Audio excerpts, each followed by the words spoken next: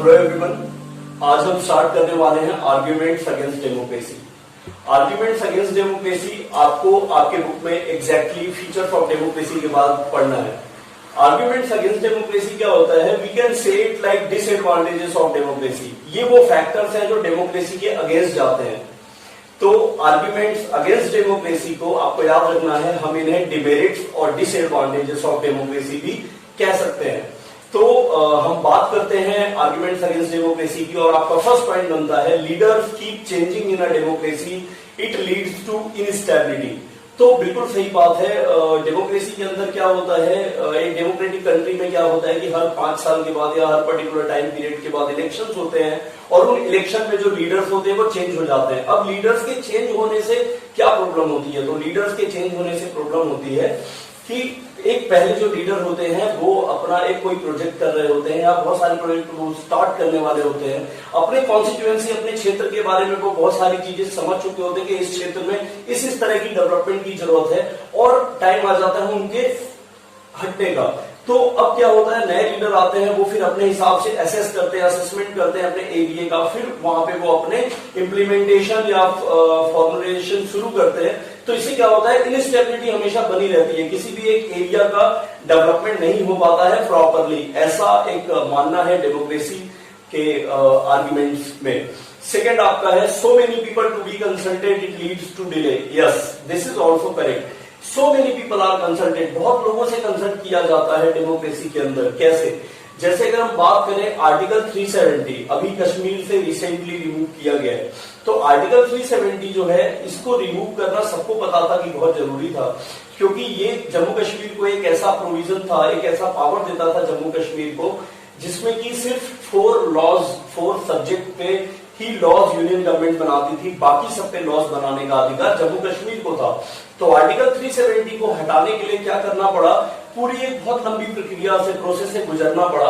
वो प्रोसेस जो आप ऑलरेडी पढ़ चुके होंगे, जानते होंगे, कैसे एक बिल एक्ट बनता है। एक बिल को एक्ट बनने के लिए बहुत लंबी प्रक्रिया से, प्रोसेस से गुजरना पड़ता है। लाइक पहले फर्स्ट रीडिंग होती है, सेकेंड रीडिंग होती है, देन वोटिंग होता है, थर्ड रीडिंग होता है, वोटिंग होता है। तो इट लीड्स टू डिले। फिर इतने से ही नहीं, वो पहले ये जो बिल होता है वो आइदर लोकसभा या राज्यसभा में इंट्रोड्यूस किया जाता है। जब वो बिल लोकसभा या राज्यसभा में पास हो जाता है, देन वो अगले हाउस में जाता है। लोकसभा में अगर पहले किया गया तो राज्यसभा में जाएगा, राज्यसभा में पहले किया गया तो लोकसभा में आएगा। कोई भी बिल राज्यसभा या लोकसभा में कहीं भी इंट्रोड्यूस किया जा सकता है। Then it will be sent to the president to sign. जब मिस्टर प्रेसिडेंट उसको साइन कर देंगे, तब ये बिल इंप्लीमेंट होकर एक्ट बनेगा।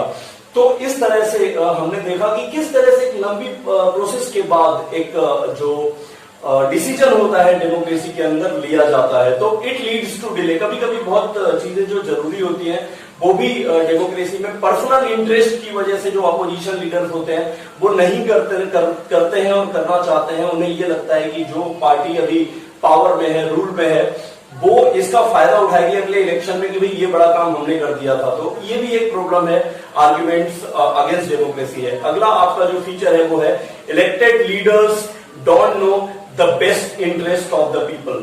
यस, जो भी इलेक्टेड लीडर, जो भी लीडर्स हमने इलेक्ट किए हैं हमारे लिए, वो नहीं जानते कि उनके जो कॉन्स्टिट्यूएंसी में रह रहे लोग हैं उनके लिए क्या बेस्ट है। क्योंकि वो हर इंसान को तो जानते नहीं है, हर वोटर को, हर मेंबर को तो जानते नहीं है।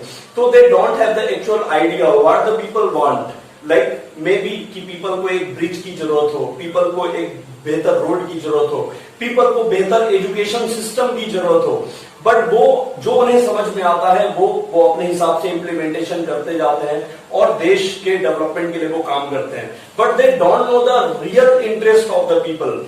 They cannot understand, they don't understand actually. वो नहीं जानते हैं कि हमें हमारे जो लोग हैं, कॉन्स्टिट्यूएंसी के लोग हैं, वो क्या चाहते हैं। जो कुछ लोग उनके पास अपनी प्रॉब्लम्स लेके जाते हैं, मे बी वो उनको कंसीडर करते होंगे या नहीं करते हैं, that is a different thing.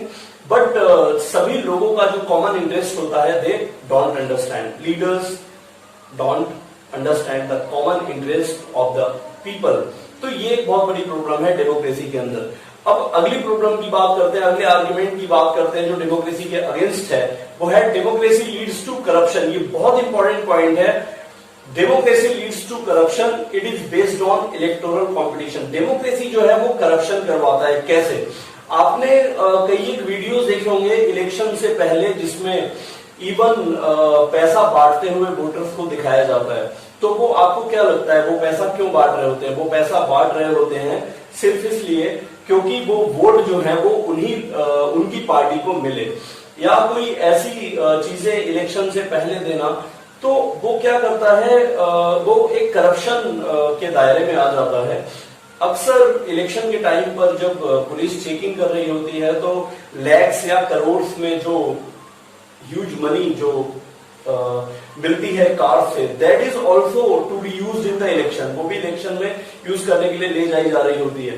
तो ये डेमोक्रेसी के अंदर क्या होता है कि लोगों के सामने सिर्फ एक ही एम होता है, टू विन द इलेक्शन। किस तरह से इलेक्शन को जीत लिया जाए, this is the most important object in a democracy for the leaders.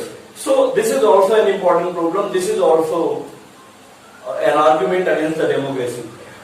इसके बाद आई होप कि ये पॉइंट भी आपको समझ में आया होगा कि किस तरह से डेमोक्रेसी जो है वो करप्शन करता है। इसके बाद इसके अंदर है कि लोगों के अंदर मोरालिटी भी नहीं रह जाती है, लोगों के अंदर कोई किसी प्रकार की मोरालिटी नहीं रह जाती है। अच्छा, आपको मैं इसमें लाइव एग्जांपल दे सकता हूं। अभी कुछ दिन पहले महाराष्ट्र के अंदर बीजेपी सबसे ज्यादा मेजोरिटी में वोट्स लेके आई थी, उसके रिप्रेजेंटेटिव सबसे ज्यादा थे, बट फिर भी जो अपोजिशन पार्टी थी कांग्रेस, एनसीपी और शिवसेना, तीनों ने मिलकर क्या कर ली, गवर्नमेंट बना ली। तो इसमें क्या हुआ, इसमें जो लोगों का जो रियल जो वोटिंग पैटर्न था वो बीजेपी के लिए था, बट गवर्नमेंट किसी और ने बना ली। इसके बाद लोग अपने पर्सनल इंटरेस्ट के लिए, अभी हमने मध्य प्रदेश में देखा किस तरह से एक बड़े लीडर ने अपने कुछ साथी विधायकों को रेजिग्नेशन दिलवा दिया, और रेजिग्नेशन दिलवा के वहां दोबारा, पहले कांग्रेस की गवर्नमेंट थी, अब फिर से वहां पे बीजेपी की गवर्नमेंट बन गई। तो इस तरह की चीजें अक्सर डेमोक्रेसी में होती रहती हैं, और यही चीजें, यही वो फैक्टर्स हैं जो डेमोक्रेसी को करप्शन की तरफ ले जाते हैं, या डेमोक्रेसी की वजह से करप्शन होता है। आगे बात करेंगे, ordinary people don't know what is good for them. Ordinary people, जो सामान्य आदमी, मैंगो पीपल, आम आदमी, they don't know what is good for them. उन्हें नहीं पता कि उनके लिए कौन सी स्ट्रेटेजीज बेटर हैं, कौन से प्रोजेक्ट्स उनके लिए बेटर होंगे। बट यहाँ पे ये किस कॉन्टेक्स्ट में बात कही गई है, हमें ये समझना बहुत जरूरी है।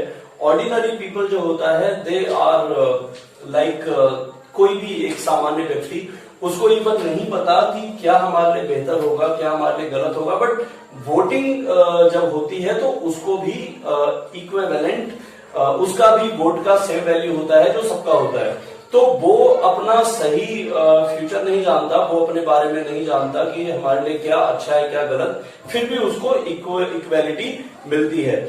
इसके बाद बात करेंगे कि ऑर्डिनरी पीपल जो होते हैं, they should not decide anything, उनको कोई कुछ डिसाइड करने का मौका नहीं मिलना चाहिए। तो ये एक आर्ग्यूमेंट अगेंस्ट डेमोक्रेसी बनता है। सो आई होप आपको समझ में आए होंगे आर्ग्यूमेंट्स अगेंस्ट डेमोक्रेसी। अगर आपको कोई भी डाउट है, you can write in the comment section, I will definitely reply to you. Thank you.